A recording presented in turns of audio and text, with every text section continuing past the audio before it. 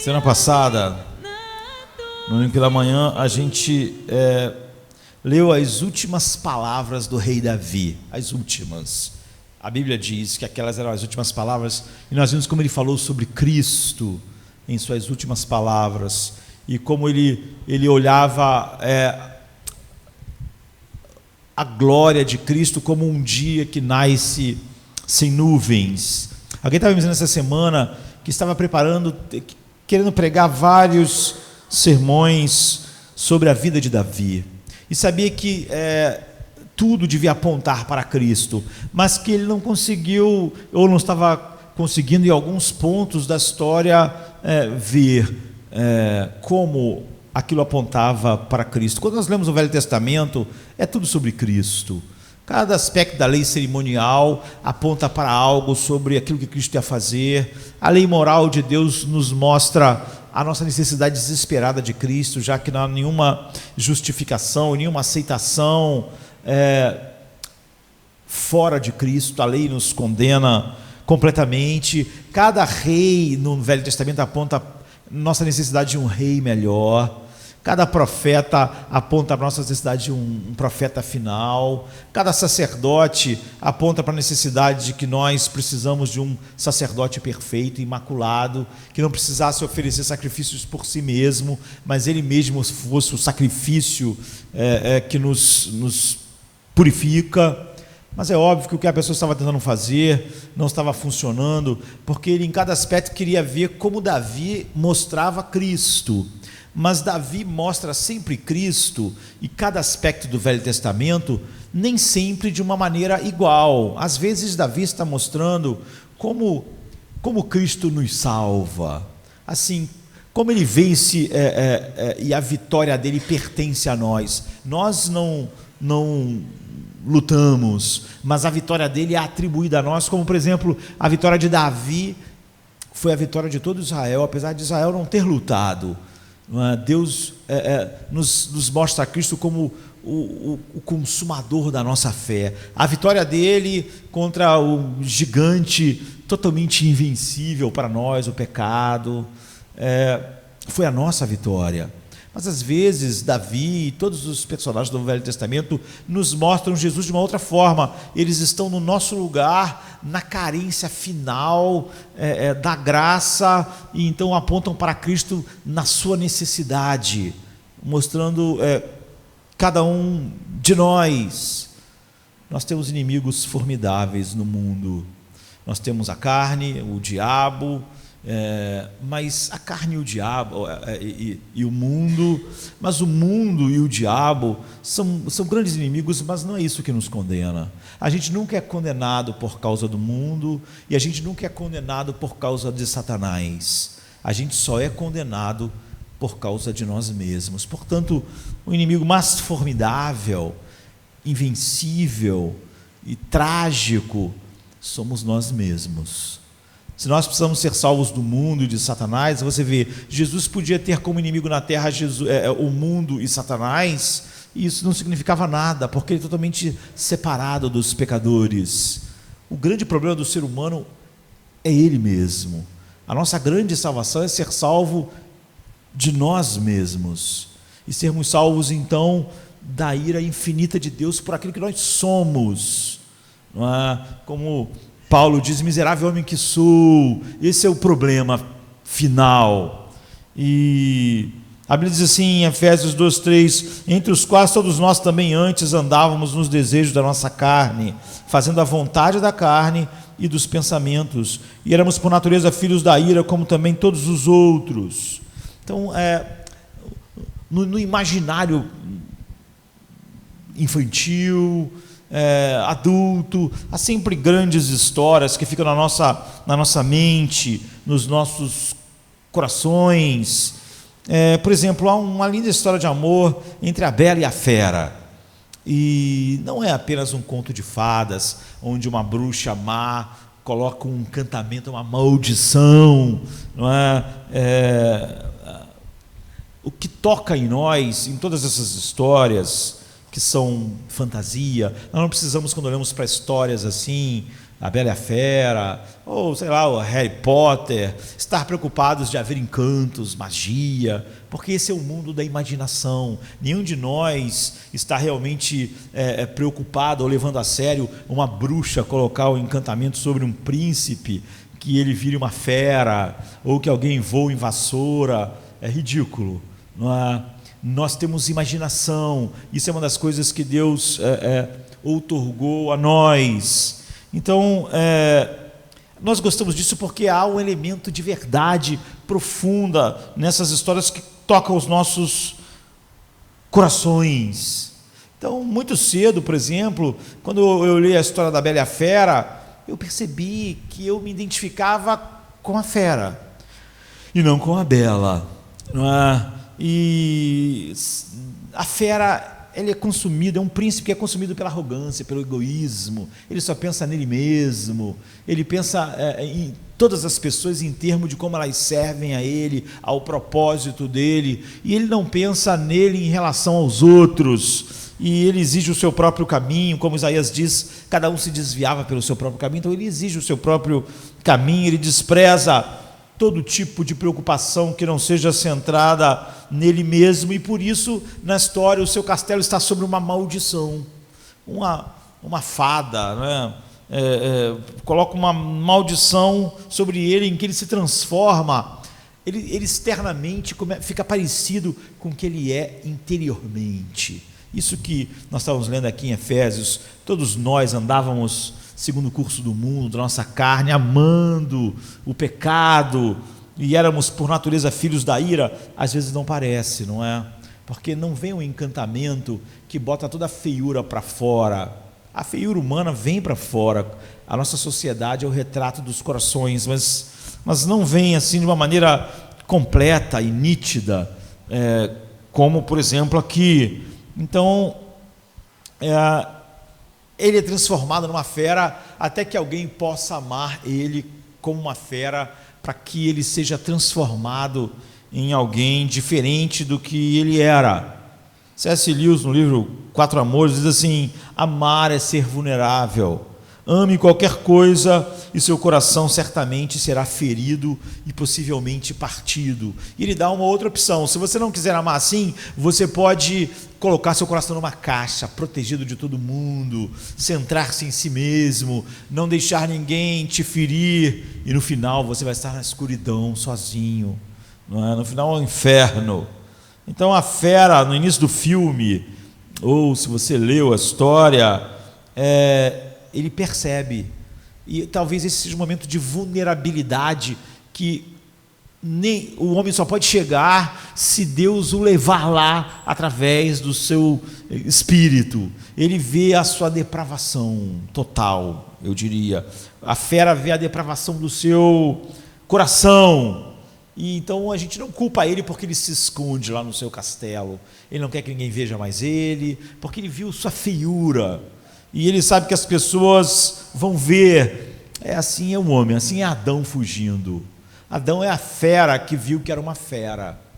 Então, quando Deus está se aproximando, como a fera do Bela e a Fera, ele se esconde atrás da árvore. Ele não quer ser visto. Ele sabe que agora há elementos feios em seu ser, em seu coração, e ele foge.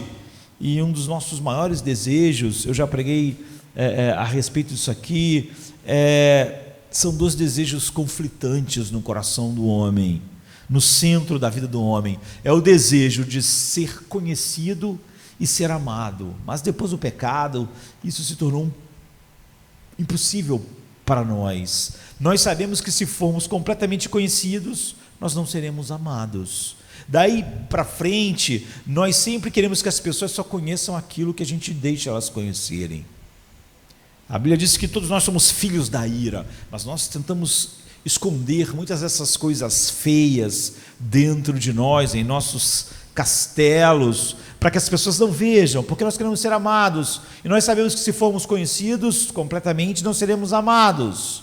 Portanto, só Deus conhece um ser humano completamente, porque quase que todo tempo, todo o trabalho do ser humano é mostrar o que ele acha que pode ser mostrado e esconder todas as coisas que ele acha que vão mostrar a sua feiura. A gente se tranca em nossas torres, em nossos castelos, como a fera, e nós fugimos, então ficamos longe da graça. E o que nós vamos celebrar da Santa Ceia é exatamente a graça nos alcançando. Nessa última versão da Bela Fera, o narrador do filme questiona e diz assim, ecoando lá o livro: pois quem poderia aprender a amar uma fera? Quem poderia? Essa é a pergunta nossa quando olhamos para os nossos corações egoístas, filhos da ira e feios. Quem podia conhecer os nossos corações e nos amar? Então nós começamos a controlar aquilo que todo mundo pode ver. Adão começou a controlar o que Eva podia ver, Eva a controlar o que Adão podia ver, os dois juntos tentando controlar o que Deus podia ver, porque aqui, por exemplo, na pergunta, quem poderia aprender a amar uma fera? Então, quem se sacrificaria para quebrar a maldição? Porque a bruxa lá colocou a maldição de que a fera só seria liberta da sua alma de fera se ele fosse amado, apesar de ser uma fera. Mas quem ia amar? E todos nós somos nascemos assim. E como eu disse, Davi foi para mim o maior personagem, certamente o maior personagem junto com o apóstolo Paulo da Bíblia depois de Cristo. E Davi é o homem que Deus dedica mais capítulos na Bíblia. E nós vimos como ele morre, em cada salmo nós vimos a sensibilidade dele. Ele peca, mas nós temos nos seus arrependimentos as maiores anatomias do verdadeiro arrependimento. Mas você vê a fera agindo em todos os homens, e como nós necessitamos diariamente do Evangelho da graça. Então há uma história aqui que diz assim: e ouviu Davi no deserto que Nabal tosqueava as suas ovelhas, enviou Davi 10 moços, e disse aos moços: subi ao Carmelo, e indo a Nabal, pergunta-lhe em meu nome como está, e assim direis aquele próspero, que tem muitos bens, paz tenha, e que a tua casa tenha paz, e tudo o que tens tenha paz. Agora, pois, tenho ouvido que tens tosqueadores. Ora, os teus pastores que estiveram conosco, agravo nenhum lhes fizemos, nem coisa alguma lhes faltou, todos os dias que estiveram no Carmelo. Pergunta aos teus moços, e eles lhe dirão: estes moços, pois, achem graça em teus olhos, porque viemos em boa ocasião. Dá, pois, a teus servos e a Davi, teu filho, o que achares à mão. Chegando, pois, os moços de Davi, falando a Nabal todas aquelas palavras em nome de Davi, se calaram. E Nabal respondeu aos criados de Davi e disse: quem é Davi? E quem é o filho de Jessé? Muitos servos há hoje que fogem ao seu senhor. Tomaria eu, pois, o meu pão, a minha água e a carne das minhas reses, que degolei para os meus tosqueadores, e daria a homens que não sei de onde vêm? Então os moços de Davi puseram-se a caminho e voltaram, e chegando lhe anunciaram tudo conforme tinha sido dito. Por isso Davi disse aos seus homens: cada um pegue a sua espada. E cada um cingiu a espada, e cingiu também Davi a sua espada, e subiram após Davi seus 400 homens, os valentes de Davi, e 200 ficaram com a bagagem. Então aí está a luta do pecado no coração do homem. Como eu disse, o mundo e Satanás são inimigos, mas não são inimigos, na verdade, que fazem nós sermos quem nós somos. Eles só encontram em nós aquilo que nos ligam a ele. São os nossos apetites que fazem o mundo ser um inimigo poderoso, e são os nossos pecados que fazem Satanás ter algo de fato contra nós. Tire os nossos pecados e Satanás não tem nenhuma arma contra nós. É por isso que todos os eleitos estão livres das garras de Satanás. Que uma vez que os pecados deles foram colocados em Cristo, o que Satanás pode realmente fazer contra esses homens? Não pode fazer nada. Ele pode incitar o império a queimá-los, matá-los, jogá-los aos leões, mas o que eles fazem? Não fazem nada. Por isso Jesus disse: não temam aquele que podem destruir o corpo, mas aquele que depois de vocês morrerem, lançar no inferno. Ou seja, temam comparecer perante Deus em seus próprios nomes, ou com seus próprios recursos, ou com tua suposta justiça, porque aí sim você tem algo a temer. Então esse é um retrato fiel. Você vê Cristo nessa história, mas não é Davi que está mostrando ela.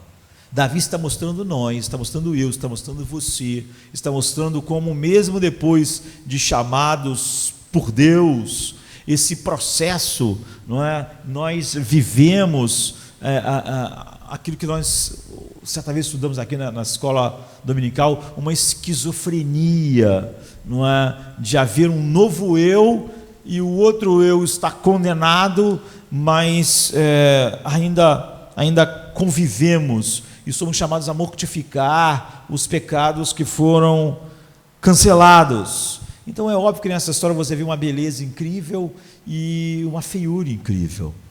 É óbvio que em cada história do Velho Testamento nós vemos uma beleza incrível e essa beleza sempre aponta para Cristo.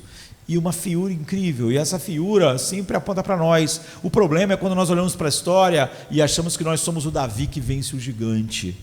Nós somos o Josué que derruba as muralhas de Jericó. Nós somos aqueles que providenciam a salvação através da arca. Nós nos identificamos com a bela e não com a fera, e isso sempre é um erro.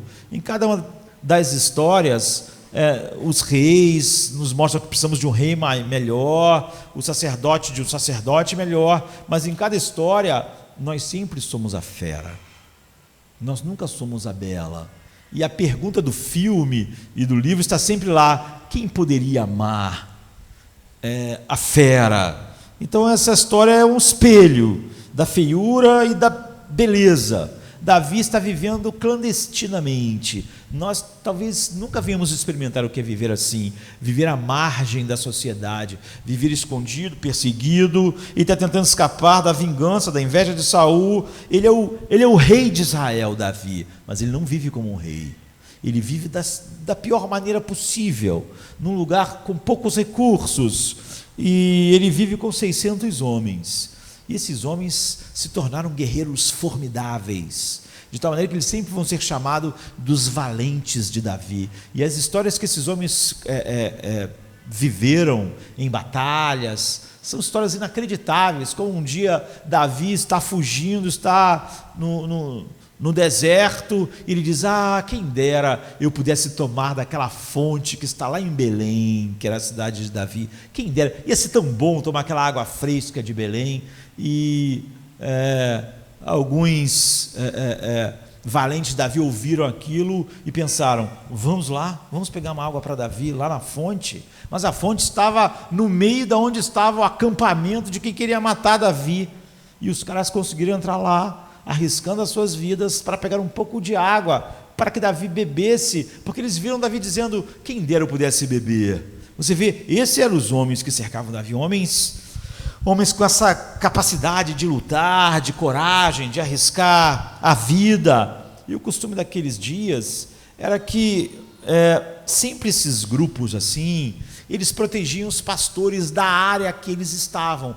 Naquela época não era como hoje, que tinha polícia, não. Então as pessoas tinham que se defender, mas é óbvio que era muito difícil pastores, agricultores se defenderem. Homens como o de Davi se tornavam então uma muralha, um muro de proteção contra isso. E como Davi estava no Carmelo, então todos os agricultores, os pastores, durante todo aquele tempo que Davi estava lá escondido de Saul, tiveram Davi e os seus 600 homens como uma muralha. Nenhum bandoleiro atacou eles, nenhum inimigo foi roubar gado, foi roubar aquilo que eles plantavam, porque Davi estava lá. não é? E Davi foi essa muralha. Eles deram esse tipo de proteção a Nabal e a Abigail. E o costume da época, então, era que quando tivesse a colheita, quando os animais fossem ser abatidos, quando houvesse a tosquia, e quando gerasse recursos, se dava àqueles homens que foram a sua proteção, que foram a sua segurança, dava uma parte a eles, não é? Porque sem eles, tudo aquilo teria sido saqueado, roubado, e em vez de você contratar um exército, esses homens fizeram o trabalho. Você vê que aqui que a história começa. Davi ouviu no deserto que Nabal estava tosqueando suas ovelhas, e então Davi enviou 10 jovens, e Davi disse aos jovens, e enviou Davi 10 moços, e disse aos moços: subi ao Carmelo, e indo a Nabal, perguntai-lhe em meu nome como está. E Davi só fala palavras de paz, e fala: olha, nos dê o que tu achar melhor, não é? Nós estamos meses e meses protegendo tudo que é teu, mas nós não estamos estipulando nada, nos dê o que você achar justo e bom. E é um pedido humilde para quem Davi era, para o poder que Davi tinha, não é? Para os valentes que ele tinha. Era um pedido lógico, era um pedido racional, e a resposta é totalmente ilógica, irracional, ignorante, porque foi um pedido adequado, foi um pedido justo, e isso só nos mostra que todos nós vivemos, e às vezes a gente se esquece disso no trânsito, no trabalho, nas redes sociais, que nós vivemos num mundo de feras, que todos nós nascemos caídos nesse mundo. E o homem que recebeu o pedido era um tolo, o nome dele é Nabal, que significa tolo, significa louco, significa insensato. Eu não sei se quando o pai dele colocou o nome dele tinha uma percepção profética, mas na verdade o nome se encaixou perfeitamente. E essa coisa razoável que foi solicitada por Davi foi respondida de uma maneira totalmente irracional. Quem respondeu foi uma fera. E eu quero incentivar você, quando olhe para isso, e é isso que aquela pessoa que queria pregar vários sermões sobre Davi para mostrar Cristo, estava perdendo. Quando você olha para histórias assim, não seja hipócrita, não é? Nunca se identifique com aquela pessoa que é a salvação, ou a pessoa que é a bela. Você sabe que você nasceu no mundo como uma fera. Então, a resposta de Nabal é da fera. E nós não devemos ser hipócritas nesse momento, mas sermos humildes, porque a reação de Davi não é uma reação adequada à situação. Agora, qual teria sido a nossa reação? Vamos dizer que você tenha protegido alguém de todas as formas possíveis, a custo de risco às vezes, e depois de muito tempo protegendo aquela pessoa e fazendo tudo para aquela pessoa, você tem um pedido que é respeitoso, é o hábito, e você recebe como resposta um monte de insultos, a maior grosseria possível. Como você se sentiria? Como você responde quando isso acontece no dia a dia? O que você teria dito? O que você teria feito? Em outras palavras, Nabal diz assim no versículo 10, e Nabal respondeu aos servos de Davi: quem é Davi? Quem é o filho de Jessé? Nabal sabia quem era Davi. Você vê, quem é o filho de Jessé? Ele sabia que era o filho de Jessé, ele sabia que Samuel tinha ungido Davi o rei, ele sabia tudo sobre Davi. Ele só está fazendo um insulto, não é? Ele está dizendo o seguinte: não é que ele não sabe quem é Davi, me apresenta esse cara, quem é ele? Ele está dizendo assim: quem Davi pensa que é? É isso que ele está dizendo.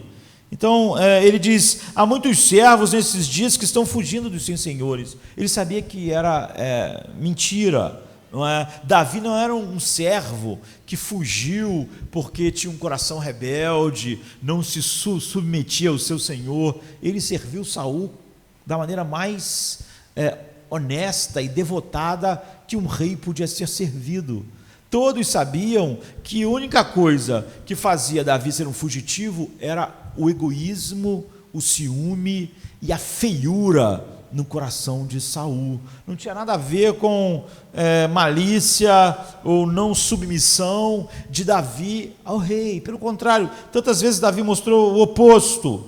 E nós sabemos, e Nabal sabia, que Davi era um homem leal e um homem bom, que queria servir o rei com sua vida, e que Saul colocava ele sempre em riscos terríveis, pedindo coisas que sabia que de propósito colocaria o Davi em risco de morrer. Mesmo assim Davi cumpria, e o rei mesmo assim está caçando para matá-lo.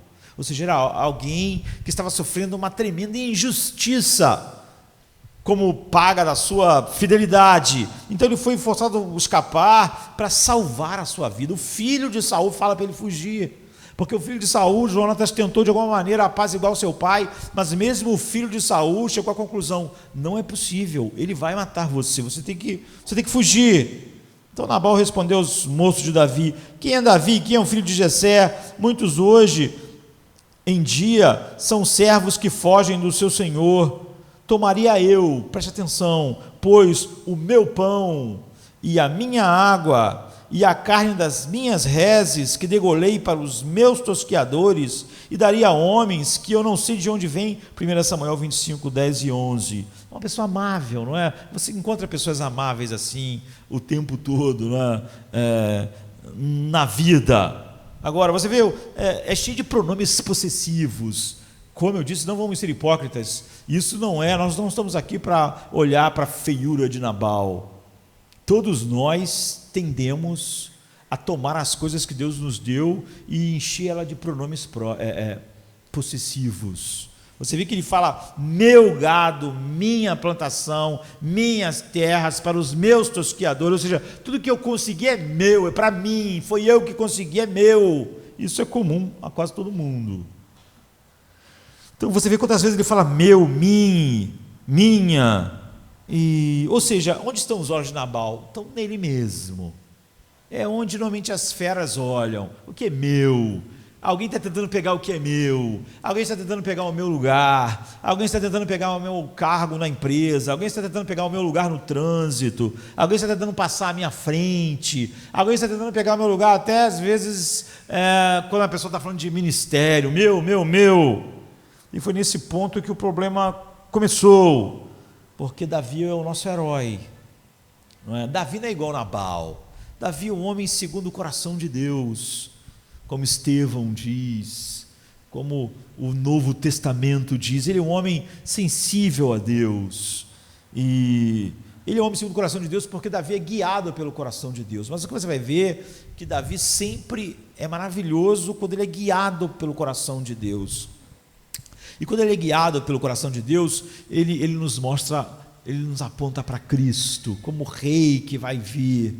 Mas quando Davi não é guiado pelo coração de Deus, quando Davi é guiado pelo coração de Davi, ele sempre mostra nós e não Cristo. Ele sempre mostra a fera. E esse indivíduo, Davi, que meses antes, se recusou a matar Saul, tendo a chance, tendo o incentivo de alguém dizer: olha, Deus te entregou nas tuas mãos, ele está dormindo, você mata ele, você é rei amanhã. E ele nunca matou Saul assim. Davi é um modelo de paciência, de submissão à vontade de Deus. Se Deus ungiu o rei, e isso só trouxe dor de cabeça a ele, por 15 anos ficar fugindo, perdendo a sua esposa, perdendo todas as coisas, Davi ele vai escrever: esperei com paciência no Senhor, e ele se inclinou para mim. Ele vai escrever aqueles salmos maravilhosos no deserto. Ele é esse modelo. Mas nós vemos que a resposta de Davi aqui, ela se parece muito com a de Nabal. Nós não sabemos como a notícia chegou a Davi. Nós sabemos que esse negócio de dar recado e dar notícia é complicado. Davi mandou 10 jovens falar com Nabal. Nabal respondeu. Nós não sabemos, nós só temos o texto escrito, como Nabal falou. O que ele falou é ruim, mas como as pessoas falam, torna algo pior ou melhor. E às vezes quando você manda alguém falar algo para outra pessoa e depois vir a resposta, o cara que é o correio pode piorar as coisas.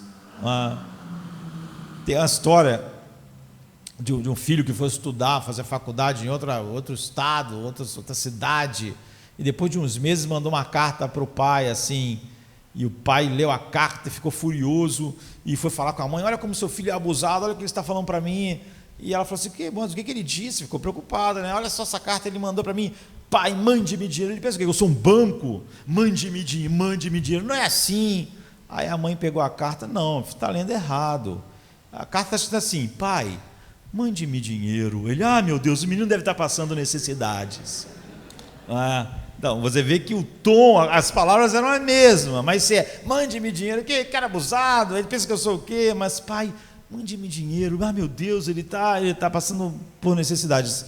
Nós não sabemos se as pessoas deram recado a Davi direito, mas vamos enfrentar a verdade. Gente faminta, é mais fácil ficar irritado. Você está mais perto de fazer coisas que você não faria quando você está faminto. É por isso que um filho de Deus deve todos os dias se encher de Deus. Se você depende muito da atenção do mundo, do carinho do mundo, da aceitação do mundo, porque você não se encheu da aceitação de Deus em Cristo, de tudo que Deus é para você em Cristo, então você sai para a vida esperando que as pessoas te deem isso, e quando elas não te dão, como você está faminto disso, você fica muito perturbado.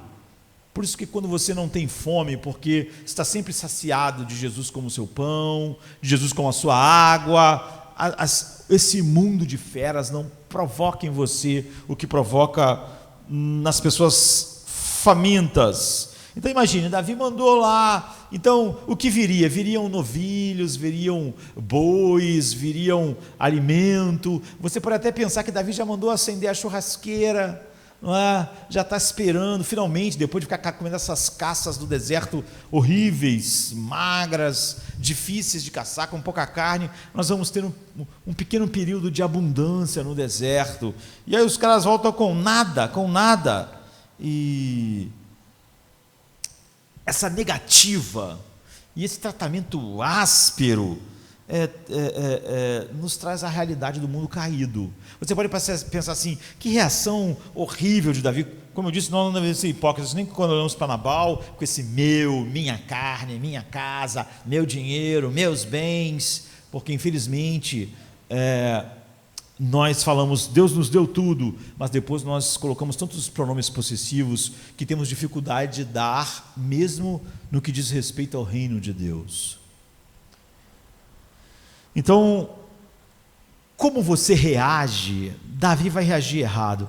Como você reage e enfrenta a dura realidade da vida no mundo caído? Como você enfrenta o seu chefe que acusa você de algo que você não fez? Ou como quando Davi, você fez um trabalho excelente, mas o chefe trata você como se você não tivesse feito um trabalho bom. Quando o teu chefe te trata do tipo: quem é você? Foi como Davi foi tratado. Como você encara quando um professor parece que tem a intenção de tornar a sua vida mais difícil do que a vida naturalmente já é? Ou quando o teu companheiro de trabalho é acusatório, nunca ajudador? Ou quando você acha que o seu marido não trata como o marido devia tratar a esposa? Ou quando você acha que a sua esposa não trata você como uma esposa devia tratar um marido, ou como um pai tratar um filho, ou uma mãe tratar uma filha, ou como um irmão tratar outro irmão, ou como um irmão em Cristo tratar o outro? Quando você acha que não foi tratado assim, dessa maneira, o que acontece dentro de você? Então, como você responde a esses vários maus tratamentos, principalmente das pessoas que, por causa daquilo que você tem feito, você acha que merecia uma resposta adequada e amorosa, e você tem algo bruto, algo egoísta? E quando você de repente se depara com um insulto, e com um insulto inesperado, com uma frieza inesperada, e com um julgamento inesperado, e com uma acusação inesperada, como Davi está sendo acusado aqui de ser um mau servo, o que você faz? Então, entenda, nós moramos na comunidade humana. Nós lemos lá em Efésios: todos nós como os outros, nascemos neste mundo alienados de Deus, separados da vida de Deus, e éramos todos, por natureza, filhos da ira. Essa é a comunidade humana. E você vive em relação constante com outras pessoas em todas as partes da sua vida. Você vai ser alvo de maus tratos o tempo todo, de todos os lugares, em todas as relações. Se a sua vida depende de como as pessoas te tratam, então você já está derrotado na saída. Você vive num mundo de feras. E então, se a tua expectativa é que teu dia espiritual será bom, porque todo mundo vai te tratar bem no trabalho, na escola, no trânsito, no lar, na igreja, então você é um touro. Você é um Nabal, assim. Ou você é um Davi nessa história. Então você vai ser alvo de coisas assim o tempo inteiro. Quem é esse cara?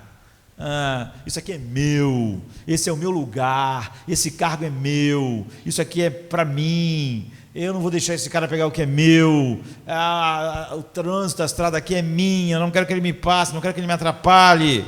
Então a história de Davi é a minha história, a tua história, a história de todo mundo. Talvez a de Davi tenha incluído mais elementos de dor, tristeza do que a nossa. Ele vai sofrer rejeição e coisas assim de várias pessoas que ele amou e cuidou, como Saul, como Absalão, como Joabe, como Aitofel. Ele sempre vai se deparar com esse tipo de coisa.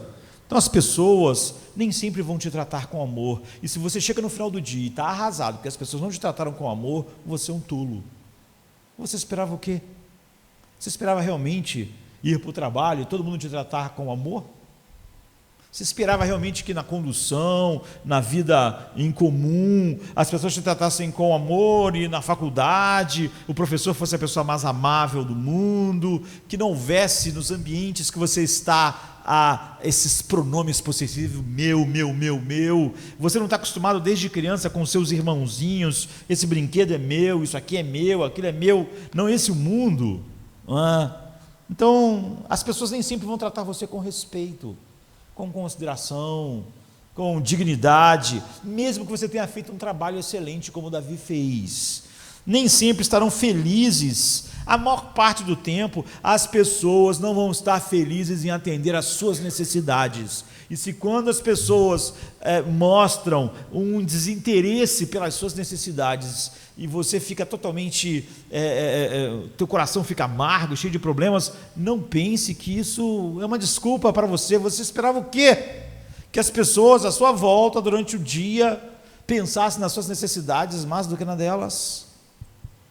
Então, nisso, nós estamos falando que o nosso mundo é horrível, mas, apesar disso, nós estamos falando que nisso, muitas das vezes, você é a vítima, mas você também é o agressor, na proporção, porque você pode dizer que as pessoas não estão sempre te amando, mas você está sempre amando as pessoas?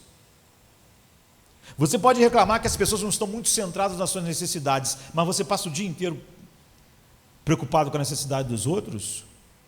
Você está sempre freando o seu carro para que os outros não se atrasem, para que passem à sua frente? No trabalho, você está sempre preocupado na promoção dos seus amigos e não na sua? Você está sempre, todo o tempo, preocupado com as necessidades da sua esposa e não com a sua, do seu esposo e não com o seu, dos seus irmãos? A sua grande preocupação na igreja nunca são suas necessidades, são só dos outros? Nós não teríamos problemas se isso fosse verdade. Então nisso nós somos vítimas e agressor. Então, às vezes, o que as pessoas fazem é que a paz dela, o conforto delas, a felicidade delas, a alegria delas, o prazer delas e a satisfação delas são muito mais importantes do que você para elas.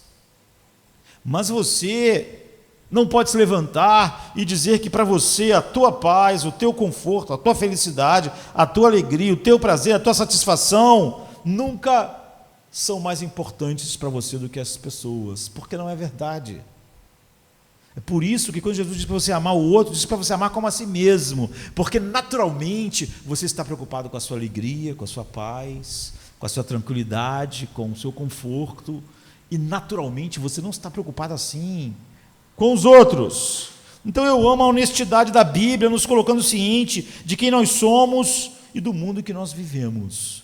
Nem só você pode dizer esse mundo é horrível, você deixar de ver que esse é o mundo de feras, mas você não pode se excluir dele. A Bíblia é honesta sobre o que o mundo é. Portanto, se você esperar um mundo que é diferente, você esperar que o mundo te trate com justiça, com delicadeza, com amor, para você ser quem você deve ser, você é um tolo e você nunca vai ser. Agora, também se você fingir que esse mundo é horrível, e quase sempre quando a gente diz que o mundo é horrível, nós estamos dizendo como se nós não fôssemos parte dele.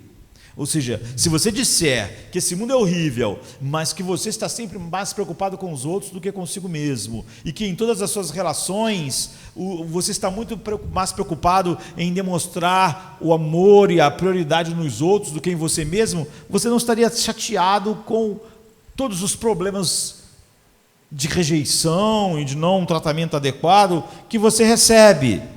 Então, pense, no último mês, como você reagiu quando você não foi tratado como a prioridade das pessoas? Ou quando você não recebeu de volta aquilo que você fez num reconhecimento, mas recebeu o oposto? Você não precisa dar a sua resposta, você pode ficar com ela no seu coração, mas nós sabemos a resposta de Davi. No versículo 12 e 13 do capítulo 25, a Bíblia diz assim: então os moços de Davi puseram-se a caminho, voltaram e, tendo chegado, lhe contaram tudo segundo as suas palavras. Pelo que disse Davi em seus homens: cada um pegue a sua espada. E cada um pegou a sua espada. E também Davi pegou a sua espada. E eles subiram após Davi. E 400 homens foram com ele, ficando 200 com a bagagem. 400 pessoas. Não 400 pessoas apenas, 400 valentes. E não só 400 valentes, mas 400 valentes armados. Agora, você acha que Davi foi conversar com Nabal? Você acha que ele queria abrir um canal de diálogo? Você acha que ele queria mostrar a Nabal: hoje, Nabal, por que você fez isso? Que coisa chata, me tratar dessa forma, sabe? Você não foi um cara legal comigo, eu sou um cara da paz. O que Davi queria é uma matança. Ele disse: não vai ficar ninguém vivo de tudo que Nabal tem. Davi ficou totalmente insultado, não é? Ele ia cuidar de Nabal definitivamente. E você pode pensar: cara, que exagero. Mas quantas vezes você reagiu de maneira exagerada ao tratamento errado das pessoas no mundo? É por isso que mesmo nós caídos criamos assim, versículos da sabedoria nossa mesmo, que diz assim: pô, você está fazendo uma tempestade num copo d'água, que é isso, você chamou 400 pessoas armadas, isso é um problema, mas você está fazendo isso muito maior, você está tentando matar a barata com canhão mata a barata? Mata, mas derruba a casa, você não mata só a barata, você destrói tudo, é burrice. Então, ninguém pega 400 valentes soldados, manda todo mundo pegar a espada só para abrir um diálogo amoroso, para mostrar como aquela pessoa está errada. Nós estamos falando de matança. Ele diz que ninguém do sexo masculino ia ficar vivo, ou seja, para acabar com a família de Nabal, já que são os homens que levam o nome da família, não é? Então não há necessidade de levar 400 homens para você lidar com um pão duro grosso, estúpido, como era Nabal. Davi estava agindo de uma maneira desproporcional, Davi perdeu o controle. E no antigo livro de um puritano, falando sobre esse texto, ele diz assim: Davi, o que aconteceu com você? Uma das coisas mais maravilhosas que aprendemos sobre você recentemente foi a sua paciência enorme com Saul. Você aprendeu a esperar no Senhor, você se recusou a levantar a mão para tocar o ungido do Senhor, embora ele tivesse sido seu inimigo por tantos anos. Mas agora, olhe só para você, Davi, seu domínio próprio ficou em pedaços, e algumas palavras insultuosas de um homem tolo como Nabal deixaram você vermelho de raiva. o que houve com você, Davi? E o puritano continua falando assim, com Davi. Então, Davi, óbvio, podia dizer assim: não há um motivo justo para Nabal me tratar desse jeito. Não depois desses meses todos que eu arrisquei a minha vida para que ele ficasse em segurança. Arrisquei minha vida para que os pastores dele tivessem segurança. Arrisquei a minha vida contra bandoleiros, contra assaltantes, contra grupos armados, para que eles estivessem em paz. Os meus homens arriscaram suas vidas. E ele pagou toda a minha bondade com insultos. Eu não só fiz algo para ele, eu protegi ele com a minha vida, com a minha espada. Os meus homens também. Então eu vou mostrar ele como uma pessoa não pode brincar comigo dessa forma. Talvez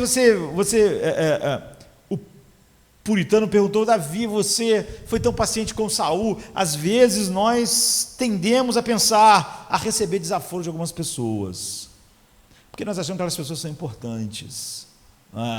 Então o chefão lá fala: agora você releva, não é assim? Releva, puxa vida, devia estar nervoso, não é? Saul era um rei. Mas quando alguém que você acha que é inferior a você te ofende, você pensa: o que essa pessoa pensa que é? Não é? O rei me tratar assim, eu fico chateado, mas eu entendo. Mas esse tal de Nabal aí, quem ele é? É um Zé Ninguém. E eu ainda fui bom com ele, eu protegi ele. Então, há essa súbita tentação e suscetibilidade de Davi está registrada na Bíblia. A Bíblia, eu amo a palavra de Deus, porque ela nunca conta só coisas, sucessos, vitórias, de nenhum dos seus personagens, nem da igreja. Você vê, se você lê Atos, tem muitas vitórias, as pessoas se convertiam, mas também tem muitas histórias sem sucesso. Os caras pregavam e apanhavam, pregavam e ninguém aceitava nada.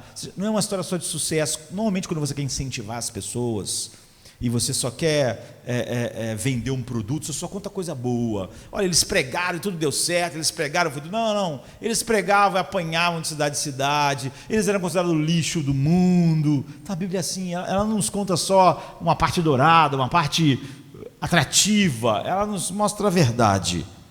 E você é mais parecido com esse homem do que com o homem que é segundo o coração de Deus. Você precisa de tudo de Deus para se parecer com Davi, com o que Davi foi em geral, mas você não precisa de nada a não ser você mesmo para ser como Davi está sendo aqui.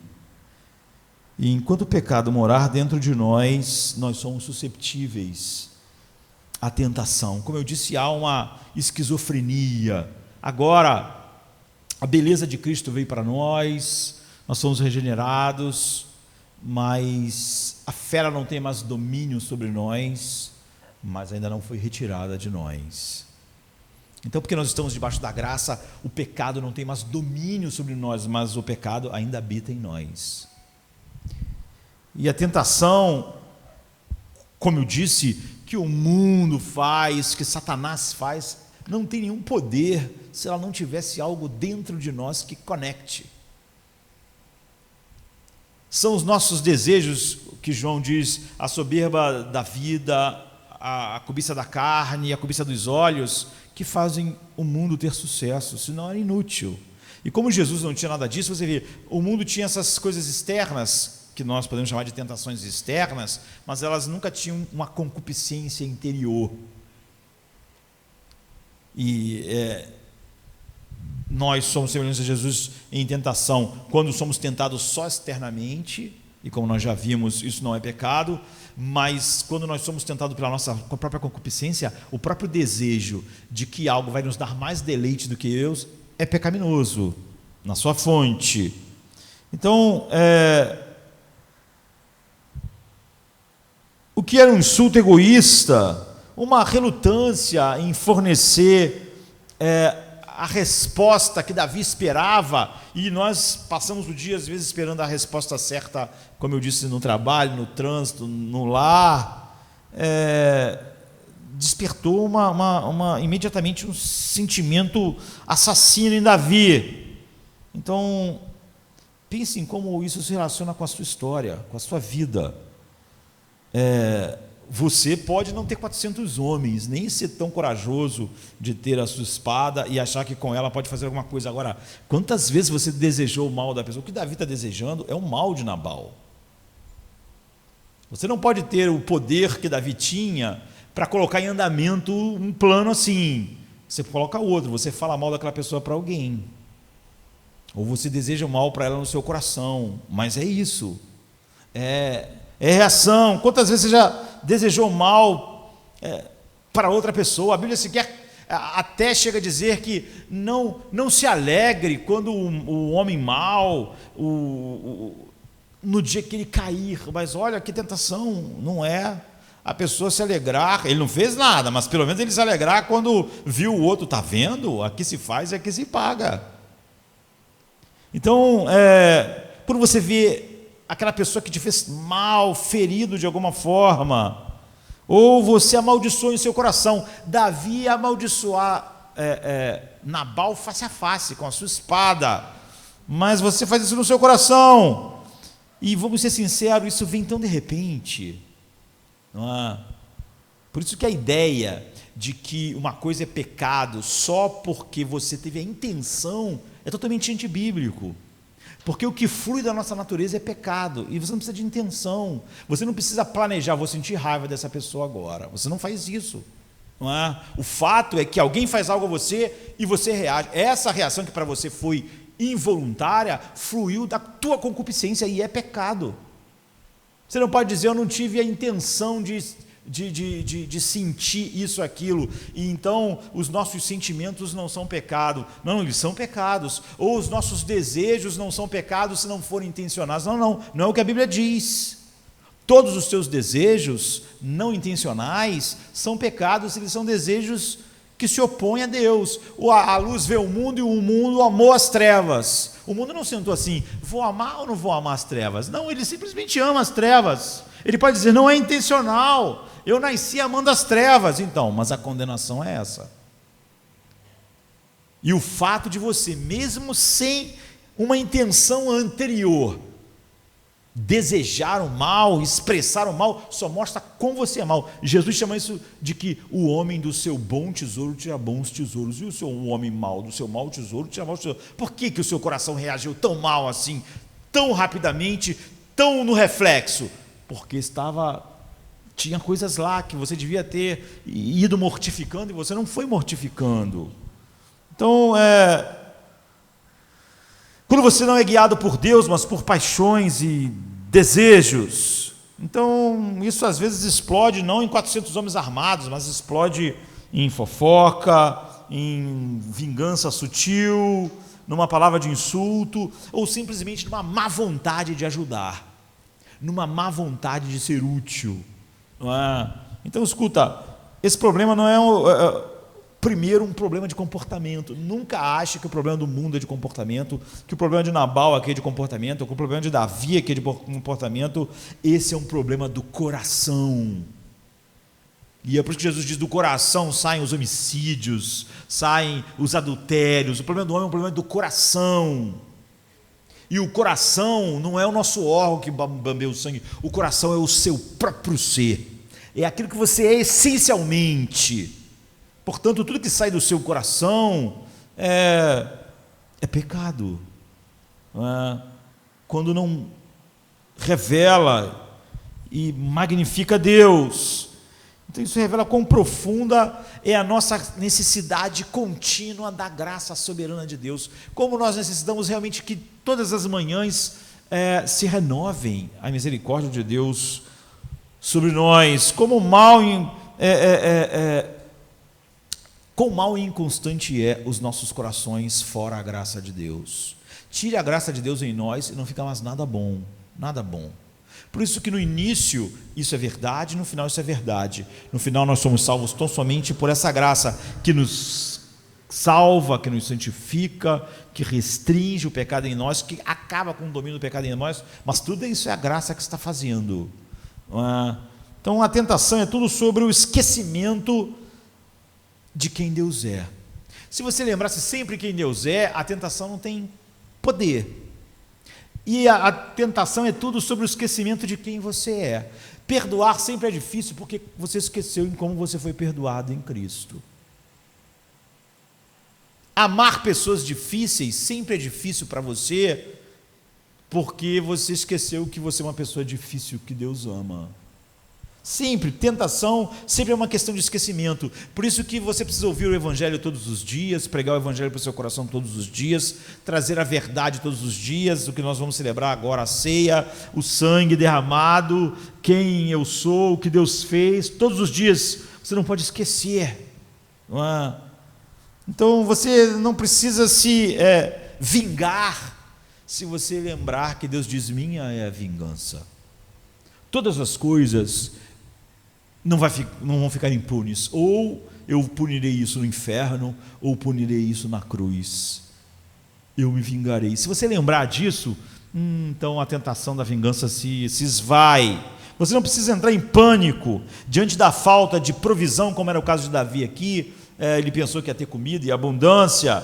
Se você pensar que Deus é o teu provedor final, se você lembrar, Deus é o meu provedor. Se Davi nessa hora tivesse lembrado: o Senhor é meu pastor e nada me faltará. Se tivesse um amigo dele do lado e falasse: Davi, lembra do Salmo 23 que você escreveu? Então, Davi, não vamos lá matar Nabal. O Senhor é o nosso pastor, nada nos faltará. Nós não vamos ficar desamparados porque o idiota do Nabal está agindo como uma fera que ele é. Mas você vê, tentação sempre tem a ver com esquecimento. Você esquece quem Deus é. E não se engane, você tem que se encher a sua mente da palavra de Deus todos os dias. É vital para nós, porque mesmo os homens que foram usados para escrever essas palavras tinham que lembrar delas sempre.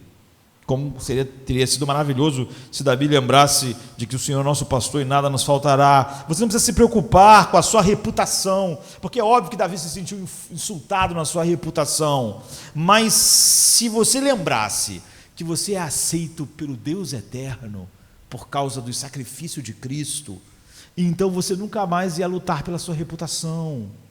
Porque lutar pela nossa reputação sempre é lutar pela aceitação do mundo, das pessoas. Agora, se nós realmente descansamos na nossa aceitação final em Cristo, por Deus, então Paulo diz: o mundo nos trata como lixo. E como ele está bem, porque ele sabe: Deus me amou, Deus me escolheu, Deus me colocou em Cristo. Então, ele não estava mais preocupado com a sua reputação, porque ele foi aceito graciosamente, soberanamente, pelo Criador do universo, pelo Deus eterno.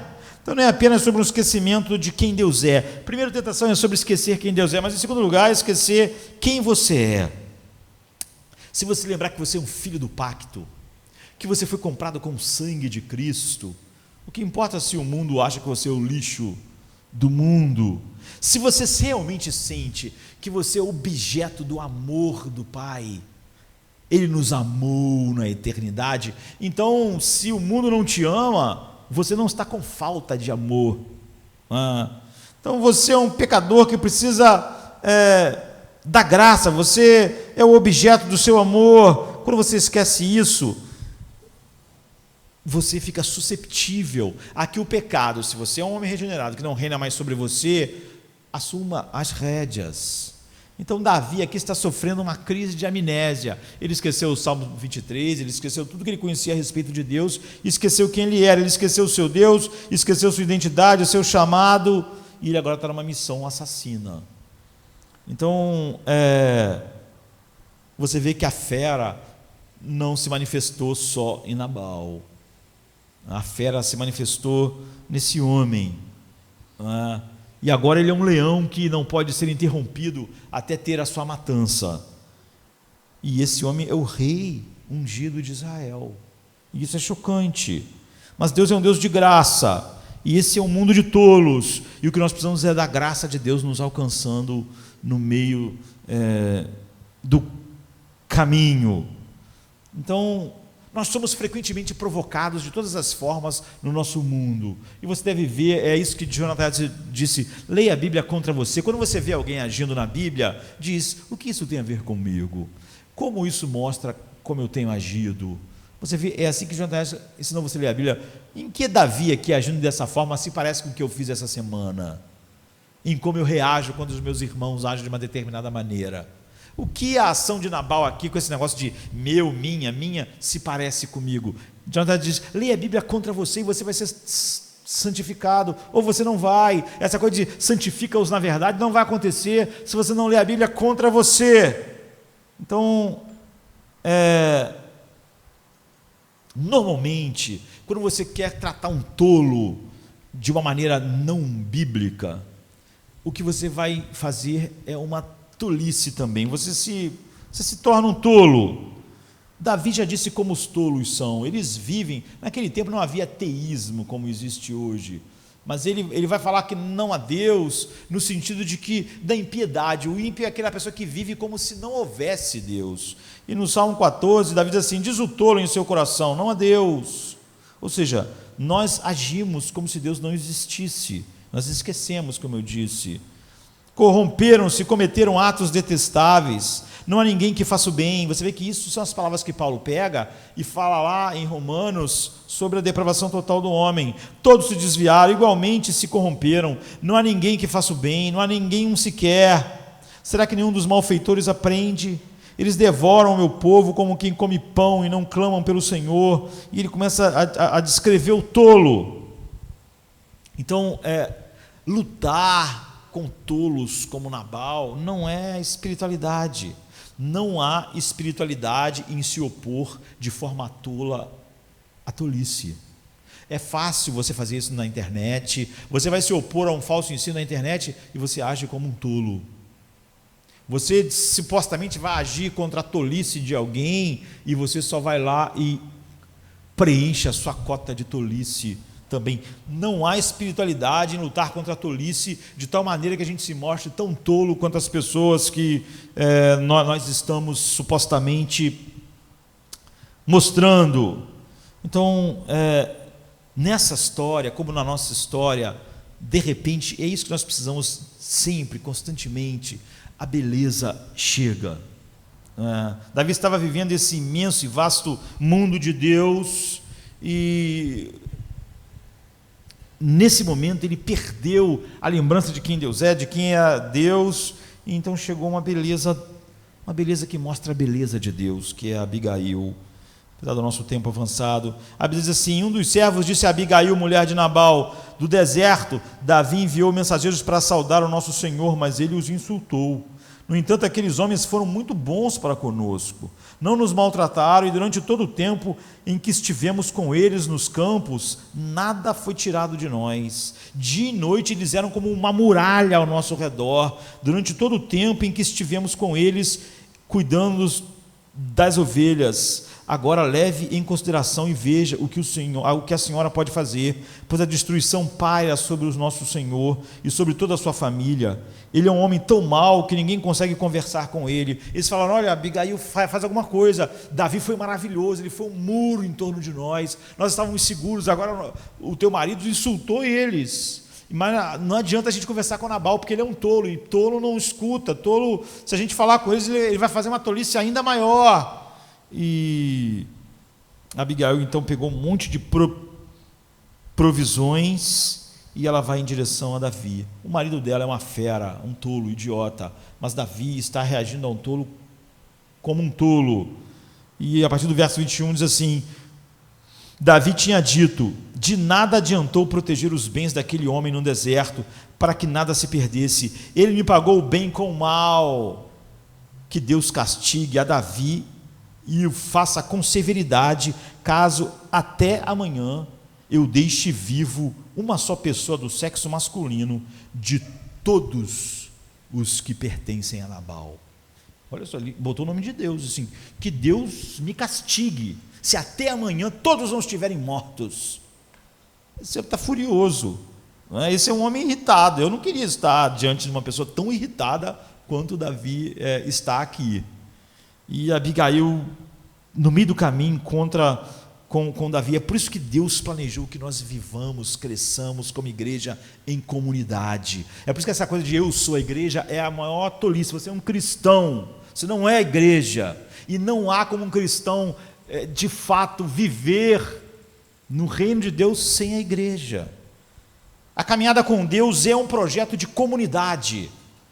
E como muitos têm tentado negar isso hoje, só ecoando uma cultura egoísta, autocentrada, que não quer nada o atrapalhando, não é? Quer ser totalmente individualista e diabolicamente tentam inventar um evangelho diabólico que se encaixe.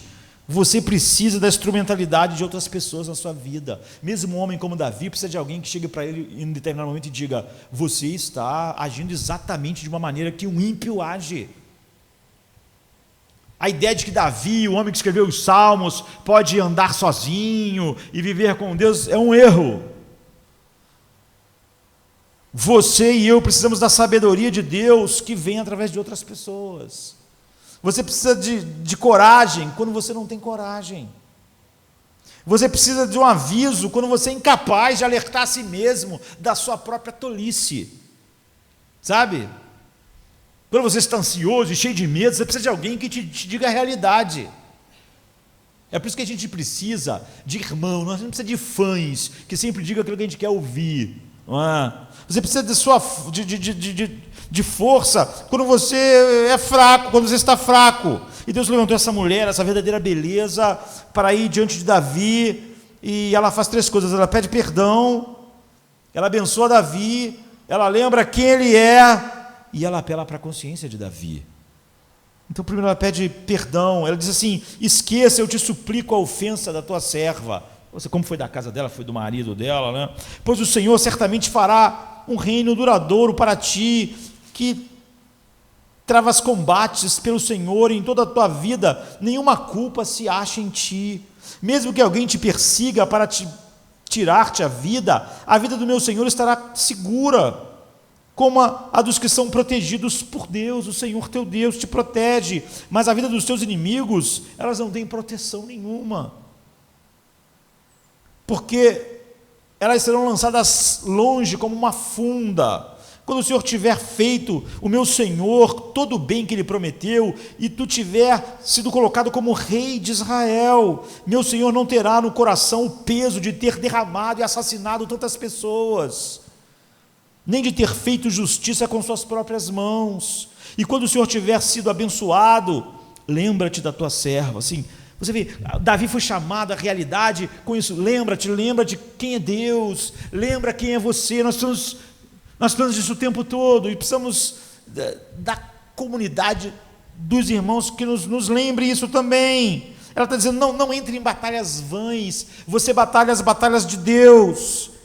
E ela disse: a tua vida está protegida por Deus, mas a vida dos teus inimigos será lançada como uma funda. Como isso não trouxe na mente de Davi, quando com uma funda Deus salvou ele de Golias?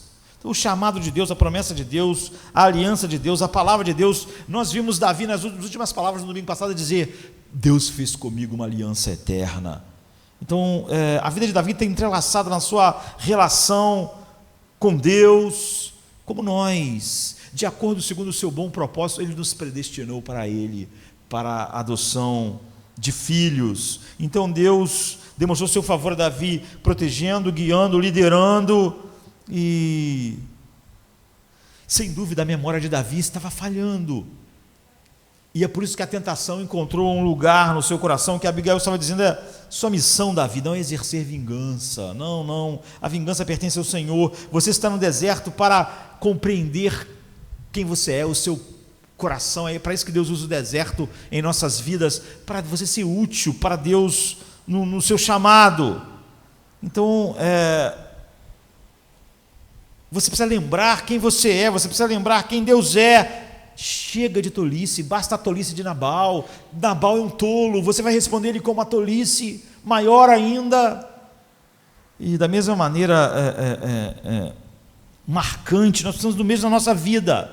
Davi olha para Abigail, no meio do nada, no meio do deserto, ele ali, imagina que situação, ele no seu cavalo, com 400 homens a cavalo, e espada, e uma única mulher, uma bela mulher, ajoelhada diante dele, dizendo: lembra quem você é, lembra do teu Deus, Você é o rei de Israel. Você não quer carregar para o teu trono um monte de assassinatos. Você não pode esquecer das alianças de Deus, de como Deus te chamou. Ela que é marginalizada porque se encontra no mundo dominada por homens, e é marginalizada porque está desarmada no mundo de homens armados, está diante de 400 homens armados, e ela que é linda, mas você vê, ela é linda não só externamente, Abigail, mas ela é linda internamente, é a bela da história. Então, ela traz esse bom senso divino para Davi, bota diante dele. Olhe para você, Davi, no meio do deserto, com esses 400 homens, você é melhor que Nabal, você está agindo melhor do que ele, você que é ungido de Deus, você que foi chamado para ser líder do seu povo. Então, Abigail é bonita interiormente, como é exteriormente. Sua beleza é um testemunho da vida criada por Deus, da vida sustentada por Deus, da vida abençoada por Deus, da vida como devia ser, bela, por fora e por dentro. E ela volta a colocar Davi em contato com a beleza de Deus. Não é o que Cristo faz? Você vê, aquela pessoa tinha que entender que nessa história, quem está apontando para Cristo não é Davi. Davi está apontando para nós. Ela compreende, e nos seus encontros com Saul, Davi tinha visto a beleza de Deus, porque um dia Saul tinha de alguma maneira liderado o povo de Deus, mas aqui com Nabal ele perdeu tudo. Na caverna de Engedi, em 1 Samuel 24, e nas montanhas de Aquilá, em 1 Samuel 26, ele falou, não, eu estou pensando em Deus, eu podia matar ele, mas Deus está na minha mente, eu não vou fazer isso. Então nessa relação, Davi vê a si mesmo através da beleza de Abigail, e ele vê a sua feiura. Ele vê como ele é uma fera, ele está agindo como uma fera, como Nabal estava agindo. E ele que era o rei dos quais do qual viria o rei eterno, ele morreu falando essas palavras. Então, querido, eu vou dizer para você, ore, agora nós vamos tomar da Santa Ceia, ore pela graça de ser lembrado diariamente quem você é, quem Deus é, quem te chamou. Você vai encontrar um monte de Nabal no mundo, lá no trânsito, no trabalho, às vezes pessoas próximas a você, às vezes tua esposa, teu esposo vão agir como Nabal. Você sempre deve lembrar, a maneira com que você vence essas coisas, é você deixar a beleza de Cristo lembrar quem você é. Ele nos predestinou em Cristo para sermos conforme a sua imagem, e nós devemos encher nossa mente disso. É o que Abigail fez, ajoelhada ali diante daqueles 400 homens armados. Então Davi precisava ser resgatado, Davi precisava ser salvo de quem? De Davi, não de Nabal.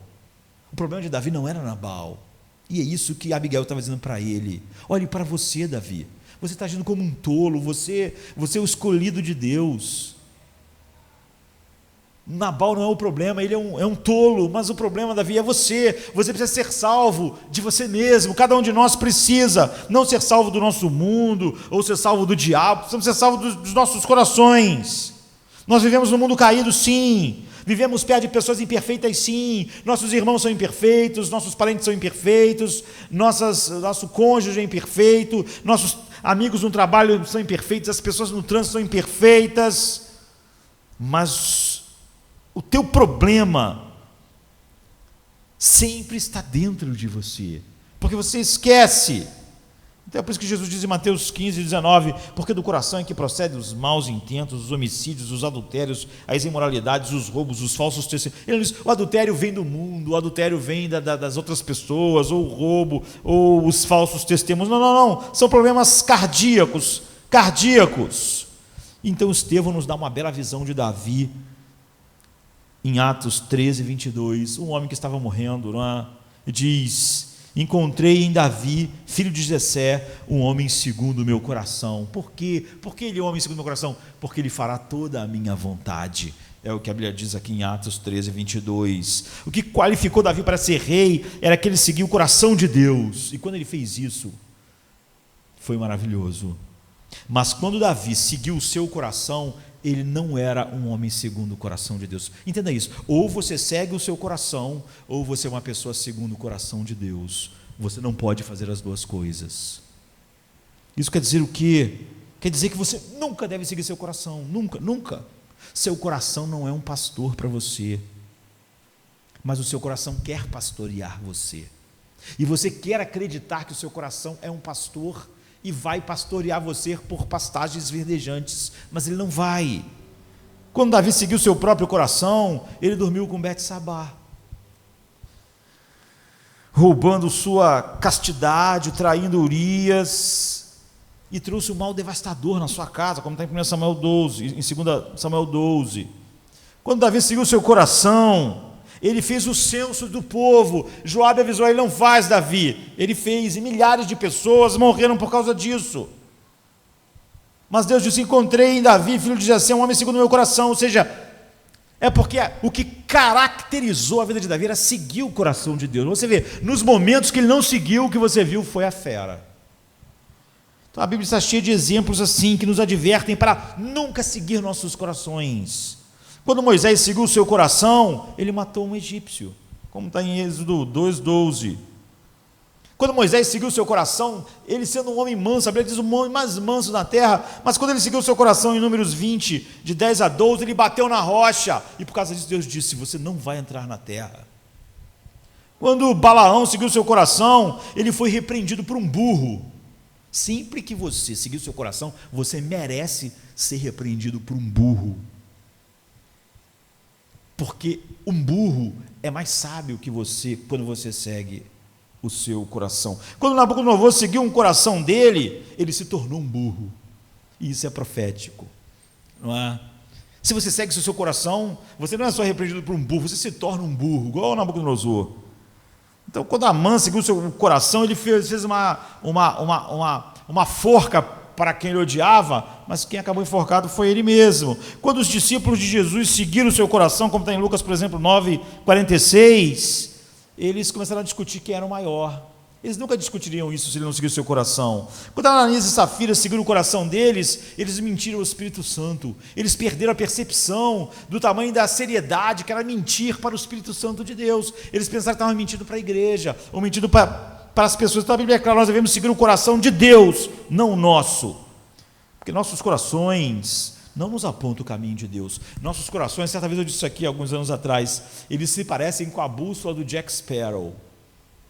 Não sei se todo mundo conhece o Jack Sparrow, né? Mas o Jack Sparrow dos Piratas do Caribe, ele tem uma bússola. A bússola dele é estranha, porque toda bússola aponta para o norte. Assim você sempre se localiza. Mas não a bússola do Jack Sparrow. A bússola do Jack Sparrow sempre aponta para onde o Jack Sparrow quer ir. Então ele sempre consegue achar as coisas, porque se ele quer um tesouro, a bússola dele aponta para onde está o tesouro, e não para o norte. Assim é o nosso coração. Nosso coração, eu falei, é a bússola do Jack Sparrow. Ele sempre aponta para onde a gente quer ir, não para onde Deus quer que a gente vá. Então, você sempre é um tolo quando você segue o seu próprio coração. E seu coração nunca é um guia, mas seu coração sempre te mente: eu sou guia para a sua felicidade. De tal maneira que o mantra da nossa cultura é: siga o seu coração para você ser feliz. É exatamente o oposto do que a Bíblia está dizendo. Davi aqui estava seguindo o coração dele, e ele ia se tornar assassino de um monte de pessoas inocentes, só por causa disso. Então, a Bela entrou aqui na vida dele e mudou isso. Nós precisamos de sabedoria, e Deus usa várias maneiras de nos trazer a percepção de quem nós somos. E o primeiro pecado do homem é que ele quis comer o fruto do conhecimento do bem e do mal, porque ele achava que poderia lidar com isso. A Bíblia diz que o homem não podia, e Deus disse: não coma. Do que nós estamos dizendo é o seguinte: você está dizendo: eu sou mais esperto que você, se você comer. Você está dizendo: eu quero decidir o que é o bem e o que é o mal. Eu quero ser aquela pessoa que decide, não é, o bem e o mal. Eu queria trazer o seguinte: você não pode lidar com isso. Você não pode comer esse fruto sem sua destruição. Não coma, porque ao comer do fruto do conhecimento do bem e do mal, você vai estar dizendo: eu não preciso de ti para definir para mim o que é o bem e o mal. Eu vou seguir a minha sabedoria, eu vou seguir o meu coração vai definir o que é o bem e o que é o mal. E você vê que só Deus pode lidar com o conhecimento do bem e do mal assim, porque eu tenho que ter a capacidade de compreender todas as opções e contingências, ou seja, você só pode lidar com isso se você for onisciente. E você tem que ter a justiça perfeita para saber escolher e diferenciar qual é o melhor e o que é errado. E você tem que ter o poder final, não é, para dar sucesso ao curso correto escolhido. Ou seja, você precisa de onipotência. Em outras palavras, só Deus pode lidar com esse conhecimento. Seu coração não é uma bússola, o de Deus é. Seu coração não é um pastor, o de Deus é. Então, enquanto Davi dizia que o Senhor era meu pastor, estava tudo bem, mas quando ele deixou ser pastorado pelo seu coração, tudo deu errado. Agora, pense no giro que há nessa história. Davi diz assim: bendito seja o Senhor Deus de Israel, que hoje te colocou no meu caminho, para Abigail. Ele falou isso: seja você abençoada pelo seu bom senso, para evitar que hoje eu derramasse sangue e tomasse vingança com a minha própria mão.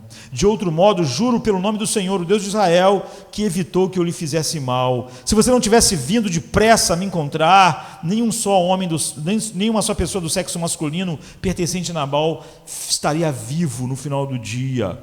Então Davi aceitou o que ela havia lhe trazido e disse: vá para a sua casa em paz, ouvi o que você disse e atenderei. Então você vê, ele agradeceu, foi Deus, graças a Deus, ele enviou você, porque isso me fez recobrar a sanidade, não é? Eu cometeria um mal incrível. Você vê, então, você fica pensando lá, voltando para nós cearmos, o que teria acontecido com a fera se a Bela não tivesse aparecido na história? É o